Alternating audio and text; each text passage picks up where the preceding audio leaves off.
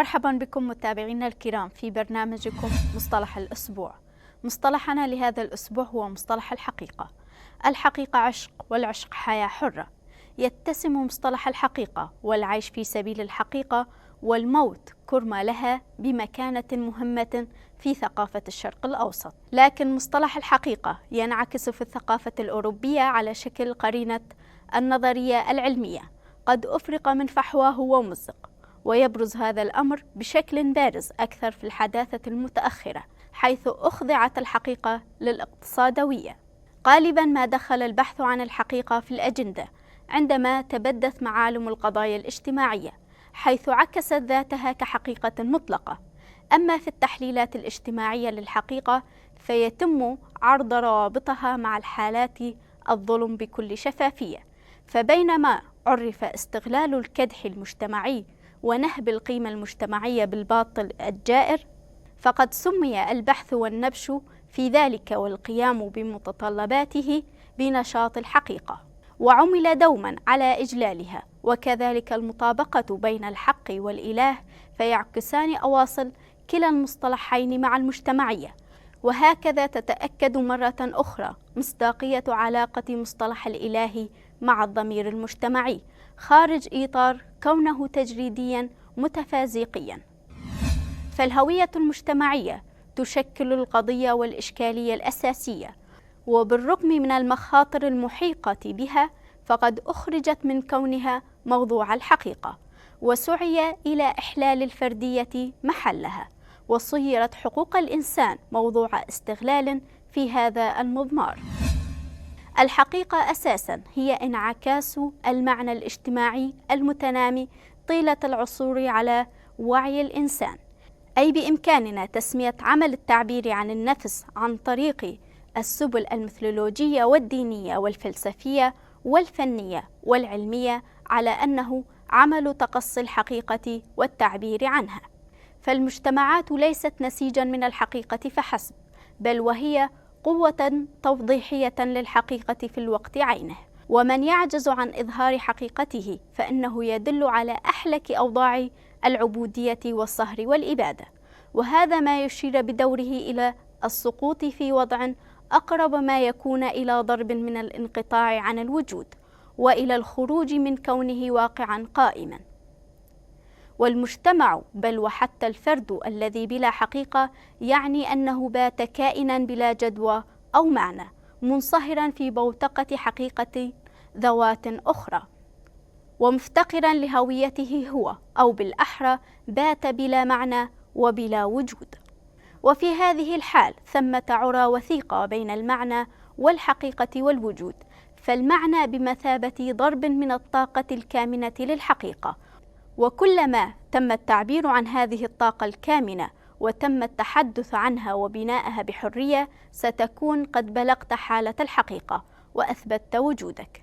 فالمجتمعات التي حققت بمعانيها أفضل لقة وبناء تبلغ بذلك تعريف المجتمعات الأرقى، أي أنها مجتمعات بلغت مستوى رفيعا من التحرر. والمجتمعات الحرة هي تلك التي تعي ذاتها ويعلو صوتها فيكون جهورا، وتكون بليقة في التعبير عن نفسها وتبني ذاتها بمنوال متعدد الجوانب بما يتوافق مع احتياجاتها. أما المجتمعات المفتقرة إلى الحرية وعلى النقيض من ذلك فهي تلك العاجزة عن تطوير لغتها اللازمة للتعبير عنها علنا وعن بناء ذاتها بنحو متعدد الجوانب. تعاني الحقيقة من الاغتراب بسبب اختلاط التحكم بالسرد الميثولوجي والديني، ويتعلق الاغتراب بصلب وجود مجتمع المدنية ولا يعتمد على القول فحسب. فلدى تقديم التنظيمات التحكمية للمعاني التي تحتويها على أنها حقيقة فإن تغيرات جذرية تعتري جوانب الحياة الاجتماعية. يجب التخلي عن مفهوم الحداثة الرأسمالية وتخطيه كونه يبدو على المرء كرداء اللعنة لفصله بين الفكر والقول والعمل. فعلامات النبل والجلال هي ضرورة عدم التمييز إطلاقا بين الفكر والقول والعمل، والتحلي بالحقيقة دوما وعيشها وارتداؤها ضمن كلية متكاملة، وكل من يعجز عن تجسيد ثلاثيتها معا بناء على الرد على أسئلة كيف نعيش وما العمل ومن أين البدء، فعليه ألا يخوض حرب الحقيقة، فحرب الحقيقة لا تقبل تحريفات الحداثة الرأسمالية ولا تستطيع العيش بها. وعليه فإن الإنسان الحقيقي هو الإنسان الذي يعيش وحدة الفكر والقول والعمل. وفي مرافعة القضية الكردية وحل الأمة الديمقراطية يفتح القائد عبد الله أوجلان الباب أمام باحثي الحقيقة ويوضح كالتالي: عملية إنشاء الأمة الديمقراطية في كردستان هي التعبير التاريخي والاجتماعي الجديد عن الوجود الكردي وحياته الحرة، حيث تلتزم الإمعان والبحث فيه نظريا وعمليا، وأطراء التحول عليه إنها تشير إلى حقيقة تستوجب وهب الذات لها لدرجة العشق الحقيقي، فكيف لا مكان لأي عشق زائف في هذه الدرب، فإنه لا مكان للمرائين فيه أيضا. لقد قاس السائرون على هذا الدرب بكل ما يلزمهم من عصارة الإيجابيات والمحاسن المنحدرة من أقوار التاريخ البشري السحيقة. أما التساؤل عن توقيت انتهاء عملية إنشاء الأمة الديمقراطية فهو محض سذاجة، فموضوع الحديث هنا هو إنشاء لن يكتمل ما دامت البشرية قائمة، ذلك أن عملية بناء الأمة الديمقراطية تتميز بحرية خلقها لنفسها كل لحظة، تماما كما يكون الإنسان كائنا يخلق نفسه بنفسه لحظيا بتحصنه بالوعي الحر، وكما الكائنات الحية التي تخلق نفسها كل لحظة ضمن أصقاع الكون المترامية. وما من يوتوبيا أو واقع أكثر مثالية من ذلك مجتمعيا. ولذلك انكب الكرد على بناء الأمة الديمقراطية بعنفوان لا يتزعزع، وبما يتماشى مع واقعهم التاريخي والاجتماعي، كما أنهم لم يخسروا شيئا لدى انعتاقهم ذهنيا من براثن إله الدولة القومية الذي لم يؤمنوا به أصلا، بل أخضعوا لنفوذه إكراها.